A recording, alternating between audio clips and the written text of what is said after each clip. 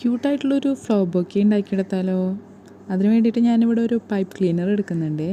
അത് എന്നിട്ടൊരു പേനയെടുത്ത് ഇതുപോലെ ചുറ്റി കൊടുക്കുന്നുണ്ട്. എന്നിട്ട് നമ്മൾ ഇതുപോലെ ഒരു നോട്ട് ഇട്ട് കൊടുക്കുന്നുണ്ട്.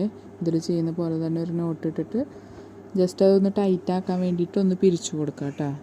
അതിന് ശേഷം ഓരോ പെറ്റൽസും നമുക്ക് സെപ്പറേറ്റ് ചെയ്തെടുക്കാം.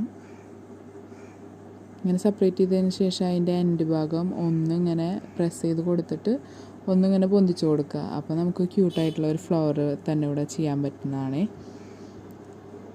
ഇങ്ങനെ ചെയ്തതിന് ശേഷം നമുക്ക് അതിൻ്റെ ലീഫ് ചെയ്തെടുക്കാം. അതിന് വേണ്ടിയിട്ട് green colour pipe cleaner use ചെയ്യുന്നുണ്ട്. അതിന് ശേഷം അതിന് വേണ്ടത് മാത്രം നമ്മൾ കട്ട് ചെയ്തെടുത്തിട്ട് ജസ്റ്റ് ഇങ്ങനെ ഒന്ന് പിരിച്ചു കൊടുക്കാം കേട്ടോ. അപ്പോൾ തന്നെ നമുക്ക് ലീഫിൻ്റെ മോഡലായി കിട്ടും.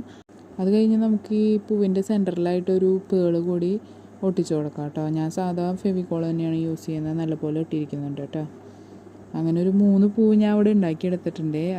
ആ പൂ 3ഉം ഒരുമിച്ച് വെക്കാനായിട്ട് ഞാനിവിടെ ഒരു ബ്രൗൺ പേപ്പർ എടുക്കുന്നുണ്ട്. അത് ജസ്റ്റ് ഇതുപോലെ ബൊക്കെ പോലെ നമ്മളൊന്ന് ഫോൾഡ് ചെയ്തെടുത്തിട്ട് അത് ഞാൻ ഫിക്സ് ചെയ്യുന്നത് പൈപ്പ് ക്ലീനർ വെച്ചിട്ട് തന്നെയാണ് കേട്ടോ. റെഡ് കളർ പൈപ്പ് ക്ലീനർ വെച്ചിട്ടാണ് ഞാനതൊരു ബോ പോലെ സെറ്റ് ചെയ്തെടുക്കുന്നുണ്ട് കേട്ടോ. അപ്പോൾ ഇതെങ്ങനെയുണ്ട്? നിങ്ങൾക്കിത് ഇഷ്ടപ്പെട്ടോ? ഇതിലെൻ്റെ മോളുടെ വോയിസും കൂടി ആഡ് ചെയ്യുന്നുണ്ട്. അവൾ പറഞ്ഞതുപോലെ തന്നെ നിങ്ങളെല്ലാവരും ഞങ്ങളുടെ വീഡിയോസൊക്കെ കാണാറുണ്ടോ? ജസ്റ്റ് എൻ്റെ ചാനലൊന്ന് ചെക്ക് ചെയ്യണേ. പിന്നെ വീഡിയോസൊക്കെ ഇഷ്ടപ്പെടുകയാണെങ്കിൽ ഒന്ന് ഷെയർ ചെയ്ത് സബ്സ്ക്രൈബ് ചെയ്ത് ലൈക്ക് ചെയ്ത് കൂടെ സപ്പോർട്ട് ചെയ്യണേ. Thank you.